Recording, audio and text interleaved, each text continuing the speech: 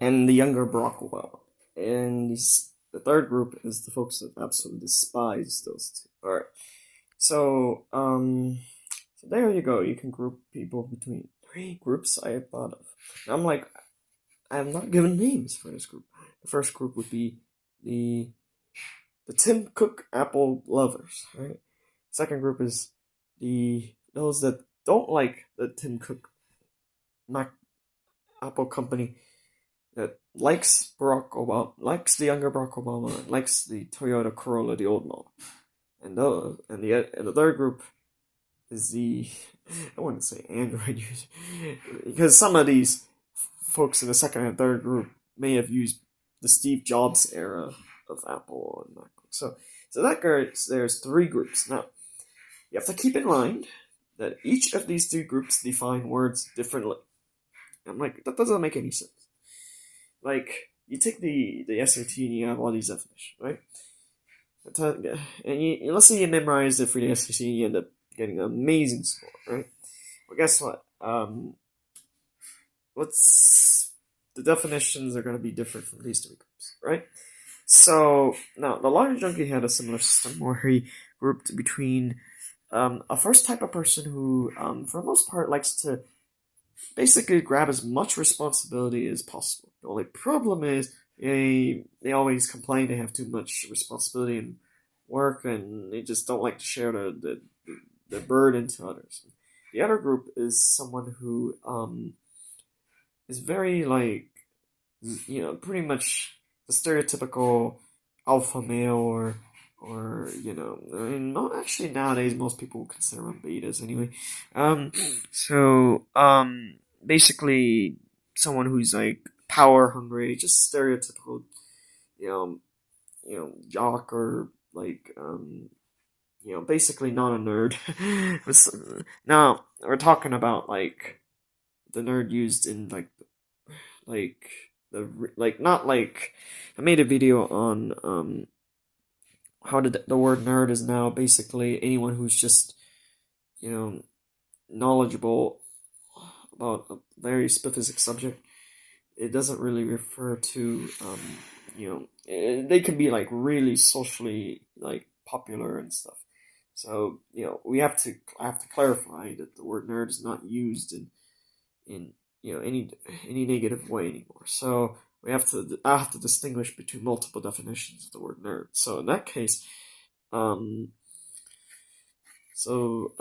basically, some of the nerds today are in this group as well, so they're not really nerds. So, and then there's the group that Large Chunky defined as very much like Prometheus from the Greek and Roman mythology thing. Basically, someone who wanted to bring fire to the humans, stuff like that. And the thing is, this is very equivalent to taboo things in society, in every society, including ours. We might be in 2024, but there are taboo things. There are things that are taboo and such and such. And basically, if you're found with that taboo stuff, you're basically not going to be very popular. So, and again, I have read the works of Jean-Jacques Rousseau, and there's this idea that some people who, they may be able to succeed. Those that, there's some people that can really succeed in, primitive times before the invention of electricity, light bulbs, etc. Right? Computers. There was a time before all those existed. Life was much, much different. Some people can, become millionaires and those such. Not everybody. So, basically, so this video is really, I really wanted to discuss the idea of ideology, because it leads to ideology. Basically, it's like, it's a little bit. It often is compared to religion, but nowadays religion is not really like that. Sure. Thing is, the major religion, from where I describe, is basically like academia. Academia is a major part of it, and there are ex-professors that are no longer professors. Maybe they never got tenure. They might be able to speak about it. The only problem is many of them, they understand the terms like, oh, don't do this. They have like, list of rules like, oh, if you're not allowed to do this and you're not allowed to do that, you know, you can just you'll be able to, quit the position, such and such. So they're basically not allowed to speak about it to a certain type of person, right? I'm probably not one of those people, so they could probably speak to me about it and probably wouldn't be able to get in trouble, right? It's just, there are professors that can speak about the corruption of the. It's not politics. Politics, though there's some that, fall that aren't like, they're, you know, I might have a disagreement with politics. It's something different, right? Like, for example, there are many examples of why there are some physics formulas are not correct, but that's not the main thing, right? So, part of the reason they like to shrug these under the bushes, mostly because well, first of all, like there's office politics, and office politics extends to many different grounds. So, um, and also because if we're using the logic junkies three types of people, there's a lot of people in the burden responsibility group. Yes, even as professors, these professors, they have PhDs and they're very knowledgeable about lots of things, but a lot of them are in that group. You would think that there would be a lot of Prometheus types in the professor. No, no, no. That's actually still a small percentage of professors. I'm like, oh, but what about like schools with the dogmaster? Same thing. Um, they just perhaps those who are professors in schools with dogma are slightly more knowledgeable, but that doesn't it doesn't change much, in terms of composition. There's that. Let's see. The main issue is why certain belief systems lead to, let's just say, people not acting rationally. First of all, it's probably because a lot of people are blood type O and A. That's most likely the case. However, that doesn't really tell you much. So, first of all, those are the more common blood type. I just want to iterate that.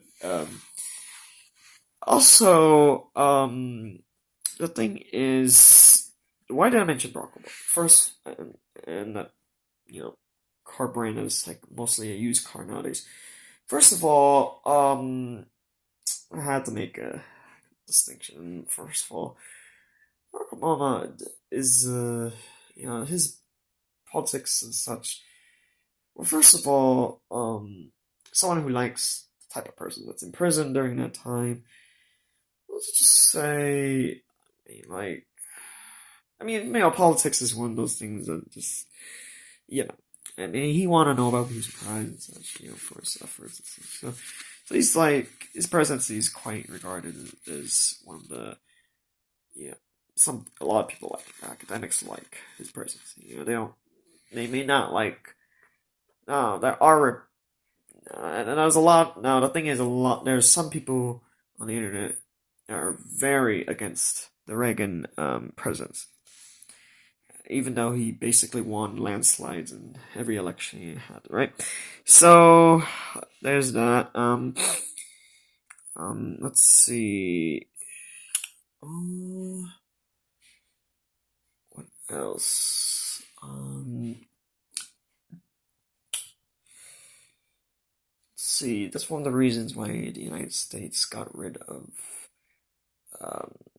or no, not got rid of, added an amendment for term limits. So the president can only have 2 terms.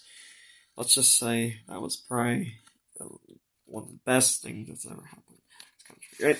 So, it's the term limits for president. Now, not every state has a term limit for governor. So,